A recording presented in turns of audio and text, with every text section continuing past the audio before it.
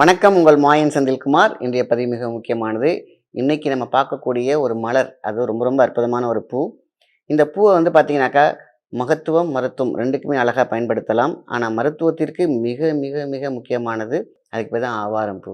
இன்னைக்கு நம்ம ஆவாரம் பூ பத்தி தான் பார்க்க போறோம். ஆவாரம் பூ இருந்தால் ஆவாத காரியம் இல்லை.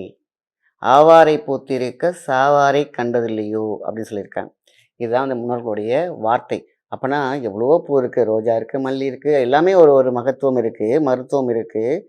ஆனா இன்னைக்கு இந்த பொன்னாவரை அப்படிங்கிறது பார்த்தீங்கன்னா, ஒருத்தவங்களுடைய வாழ்க்கையை பொன்ன வைக்கும். அதாவது மினுமினுக்க வைக்கும் அப்படின்னு சொல்லுவாங்க.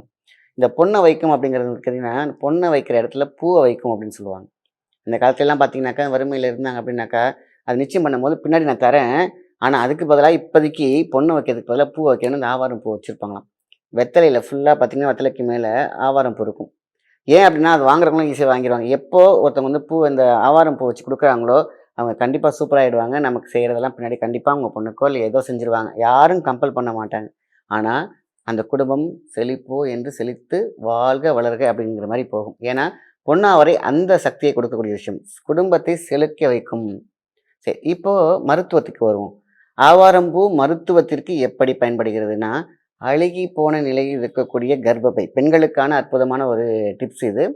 எப்பேர்ப்பட்ட புண்ணு அப்படி இருக்கு. டாக்டர் அவ்வளோதான், இந்த இந்த வயிறுல இருக்கக்கூடிய அந்த கர்ப்பப்பையே எடுத்துருவோம். அதாவது என்ன நினைச்சிட்டு இருக்காங்க, கர்ப்பப்பை ஏதாவது இப்போ ஒரு ஸ்டேஜ்க்கு அப்புறம் அது ஒரு குழந்தை பேறு பெற்ற ஒரு பை மாரி நினைச்சுக்கிறாங்க. இல்ல.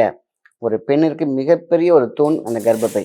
அதுலேருந்து எல்லா உறுப்புகளுக்குமே பார்த்தீங்கன்னாக்கா, ஒரு டேங்க்லேருந்து எல்லா ஊருக்கும், எல்லா வீட்டுக்கும் எப்படி தண்ணி போகுதோ, அதேமாரி கர்ப்பப்பை ஒரு டேங்க் மாரி. சத்துன்னா அதில தான் எல்லாம் அடங்கியிருக்கு. அதுலேருந்து தான் குழந்தைக்கும் போகுது, நம்மளுடைய உறுப்புகளுக்கும் போகுது. கண்ணு, காது, மூக்கு எல்லாமே டைஜஷன் சிஸ்டத்துலேருந்து அந்த கர்ப்பப்பையிலேருந்து அவ்வளோ பெரிய சக்திகள் போயிட்டுருக்கு. இன்னைக்கு ஈஸியா அத எடுத்துடுறாங்க. ஸோ, காரணம் எடுக்க வேண்டிய சூழ்நிலையாக இருக்கலாம். ஆனாலும், அப்படிப்பட்ட சூழ்நிலையாக இருந்தாலும், இன்னைக்கு பார்த்தீங்கன்னா, எப்பேர்ப்பட்ட புண்ணான, இல்லை ஏதாவது புற்றுநோய் இருந்தா கூட, இது சரி செய்யக்கூடிய சக்தி உண்டு. அந்த கர்ப்பப்பை வாய் சுருக்கம் சொல்லுவாங்க. இதனால கரு தரிக்கிறதுல ரொம்ப ரொம்ப பிரச்சனை இருக்கும்.